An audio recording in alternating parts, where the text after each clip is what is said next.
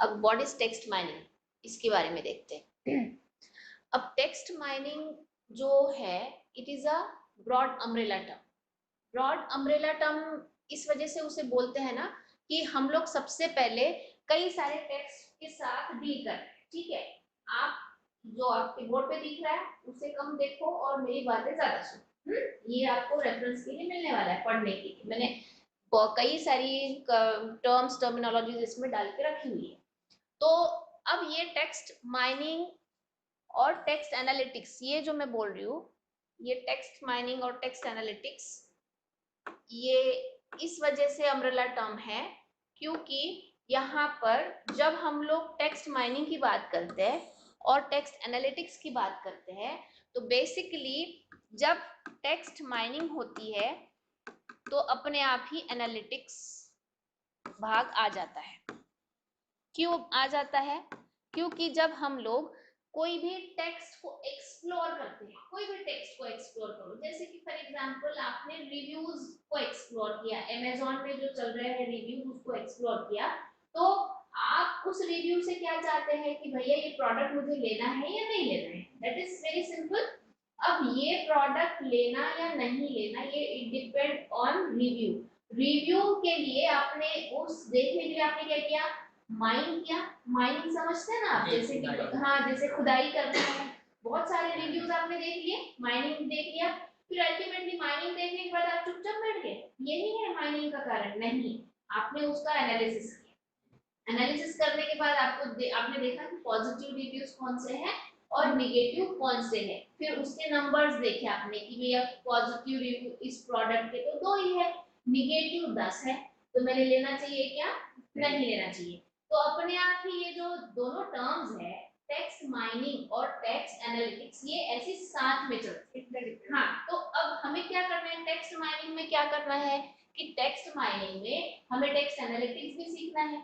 इसे कई बार कई लोग अल्टरनेट इसमें भी उपयोग में लाते हैं, टेक्स्ट माइनिंग को कई लोग टेक्स्ट एनालिटिक्स भी बोल देते हैं, क्योंकि डेटा माइनिंग एक बहुत बड़ी टर्म है और उसके अंतर्गत टेक्स्ट माइनिंग है।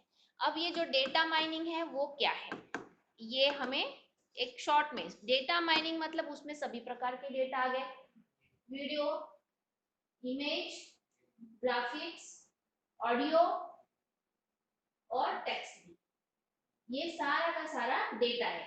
अब यूजुअली जब डेटा की हम बात करते हैं तो डेटा हमेशा देखा गया है कि भैया स्ट्रक्चर्ड फॉर्मेट में ही होना है। अब हम जब ये सारे जो माइनिंग के टेक्निक्स है, माइन करने के टेक्निक्स है ना, जैसे कि खुदाई करना है तो खुदाई करने के तो हमारे पास वेपन्स होने चाहिए, तो जो टेक्निक्स है डेटा माइनिंग के ही टेक्निक्स हम लोग टेक्स्ट माइनिंग को लगाएंगे, और यहाँ पर हम क्या करेंगे, केवल टेक्स्ट को, केवल टेक्स्ट को माइन करेंगे। वहां पर में कोई वीडियो या फिर कोई दूसरा जो फाइल फॉर्मेट है वो हम लोग कंसिडर नहीं करेंगे, हम लोग क्या करेंगे, सिर्फ टेक्स्ट को ही डील कर रहे हैं, केवल टेक्स्ट को ही डील कर रहे हैं यहाँ पर। तो ये टेक्स्ट माइनिंग टेक्स्ट एनालिटिक्स ये ब्रॉड अम्ब्रेला टर्म है, ठीक है। अब यहाँ जब हम लोग देखते हैं कि हमें जितने भी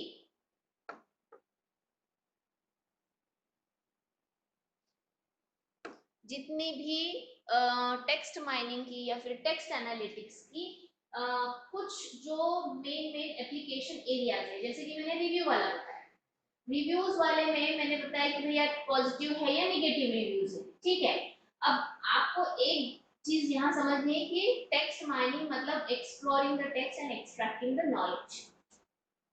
एक्सप्लोर करो आप टेक्स्ट को और उसमें से हम नॉलेज को एक्सट्रैक्ट करते हैं। नॉलेज को एक्सट्रैक्ट करना मतलब टेक्स्ट को देखने के बाद पता चला कि आपको कि प्रोडक्ट अच्छा है या बुरा है, नहीं, आपने उसको एक्सप्लोर किया, एनालाइज किया, फिर उसके बाद में नॉलेज निकल के आया कि ये प्रोडक्ट लेना नहीं है क्योंकि रिव्यूज निगेटिव है। अगली बात समझ में, ये क्या था, ये नॉलेज, ये था नॉलेज, नॉलेज एक्सट्रैक्शन जिसे बोलते हैं हम लोग। तो अब जो आपका टेक्स्ट एनालिटिक्स है, वो टेक्स्ट एनालिटिक्स में मेजर 7 एरियाज हैं, 7 प्रैक्टिस एरियाज हैं टेक्स्ट एनालिटिक्स के या टेक्स्ट माइनिंग के, आप जिसे बोल सकते हैं। तो सबसे पहला है search and information retrieval, search and information retrieval, Google search engine रोज यूज करते हो आप, ठीक है। तो क्या हो रहा है यहाँ पर, आप कुछ टाइप करते हैं कीवर्ड्स और गूगल आपको जो इंफॉर्मेशन है वो रिट्रीव करके आपको आपके स्क्रीन पर देता है। क्या है ये टेक्स्ट माइनिंग कर रहा है। कभी आपने सोचा कि यही आप टेक्स्ट माइनिंग कर रहे हैं? नहीं सोचा, हाँ सर्च कर रहे हैं।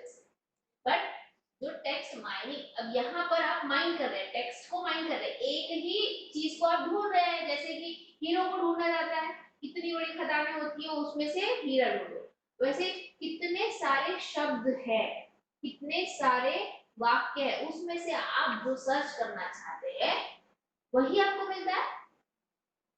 तो क्या कर रहे हैं आप यहाँ पर टेक्स्ट माइनिंग कर रहे हैं, टेक्सचुअल फॉर्मेट में ढूंढ रहे हैं। It is a general practice, तो टेक्स्ट माइनिंग यहाँ पर हो रहा है।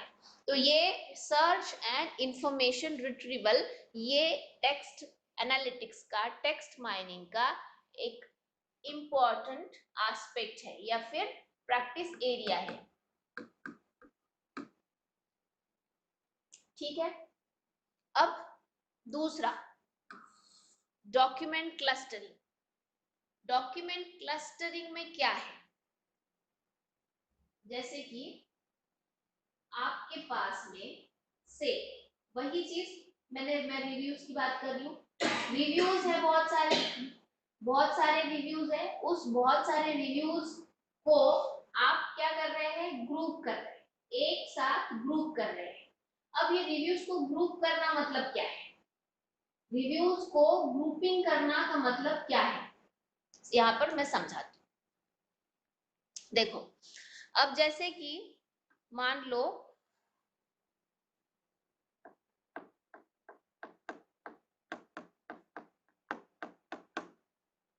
ये आपके रिव्यूज है।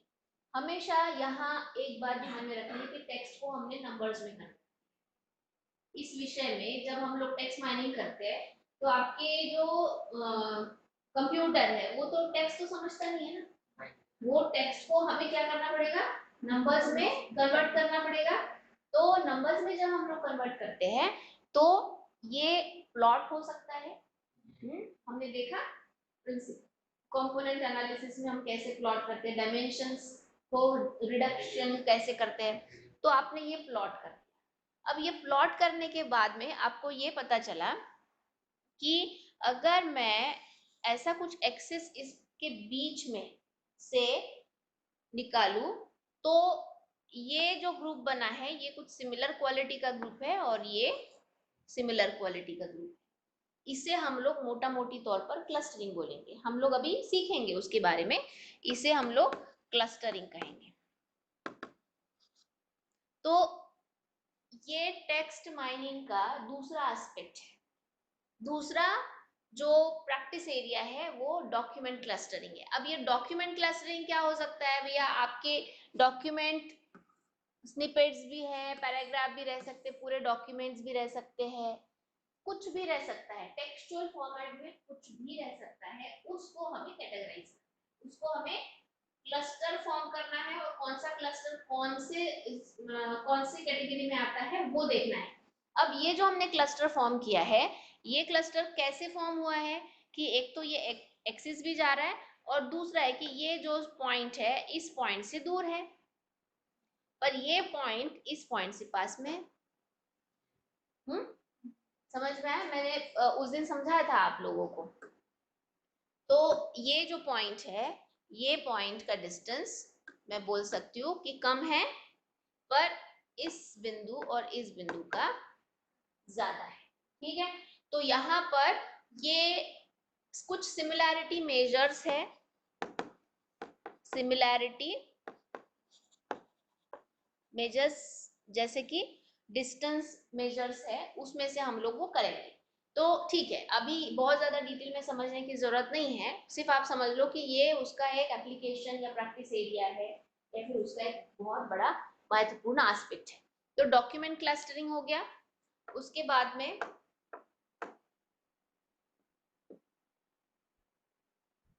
अब इसको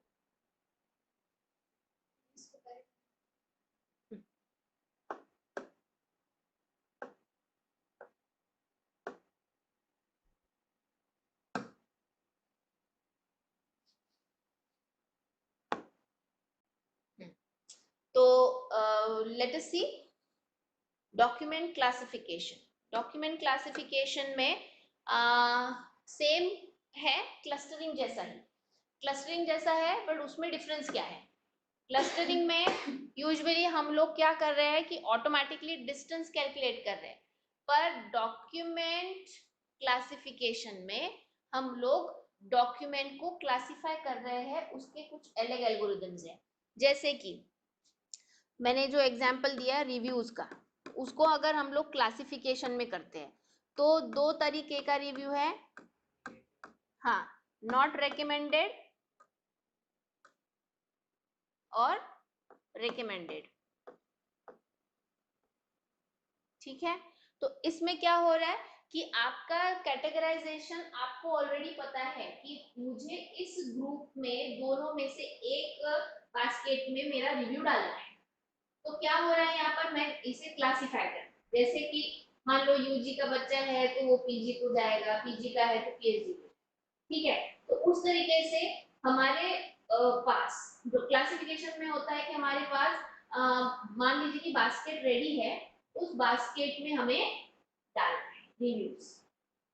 good is basket, bad is basket, bad is basket में, गुड इज बास्केट, ऐसे कर करके हमें बास्केट भरनी है और देखना है कि भैया इसका ज्यादा है। पर अब ये बास्केट कहाँ पर है? क्लासिफिकेशन। अब वही प्रॉब्लम से प्रॉब्लम क्लस्टरिंग से हम समझते हैं।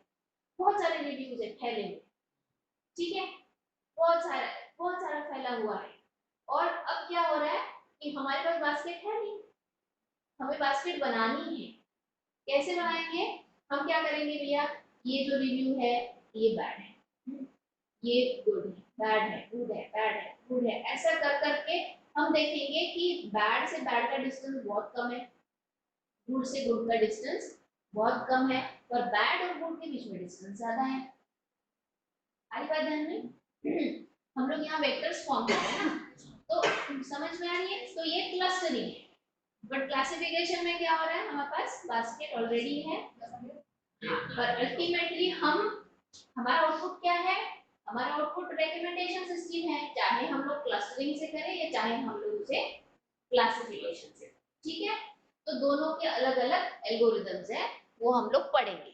तो डॉक्यूमेंट क्लासिफिकेशन, ये डॉक्यूमेंट क्लासिफिकेशन हो गया, जिसमें कि क्लासिफिकेशन मेथड्स का हम लोग प्रयोग करेंगे। अब दूसरा है वेब माइनिंग। अब वेब माइनिंग में क्या है कि जब हम लोग सर्च करते हैं तो सर्च के साथ साथ हम लोग कई सारी चीजों को देखते हैं, और देखने के बाद में हम लोग कोई वेबसाइट पर जाते हैं, वेबसाइट पर जाने के बाद में हमें बहुत सारी इंटरलिंक चीजें मिलती है, बहुत सारी चीजें मिलती है, तो हम लोग उसे एक्सप्लोर करते जाते हैं, उस टेक्स्ट को हम लोग ट्रैक करते जाते हैं। तो इसे हम लोग एक तरीके से वेब माइनिंग कहेंगे, क्योंकि जितनी भी वेबसाइट है वो मैक्सिमम टेक्सचुअल फॉर्मेट में ही है। तो वेब, देखो वेब माइनिंग सर्च से थोड़ा सा कंफ्यूजन नहीं चाहिए। सर्च का मतलब है आपका कीवर्ड है और कीवर्ड को आप डाल, और आप इतना बड़ा टेक्सचुअल मैटर है, उस टेक्सचुअल मैटर में से उसी टेक्स्ट को हम लोग निकाल रहे हैं, या फिर ऐसे डॉक्यूमेंट्स को निकाल रहे हैं जिसमें कि वो आपका वर्ड छिपा हुआ है, ठीक है ना। अब वेब माइनिंग में क्या है, इतना बड़ा इंटरनेट है, और इंटरनेट में आपको जो वेबसाइट चाहिए आप उससे ढूंढ रहे हैं, उन चीजों को ढूंढ रहे हैं, उसे हम लोग वेब माइनिंग, ठीक है।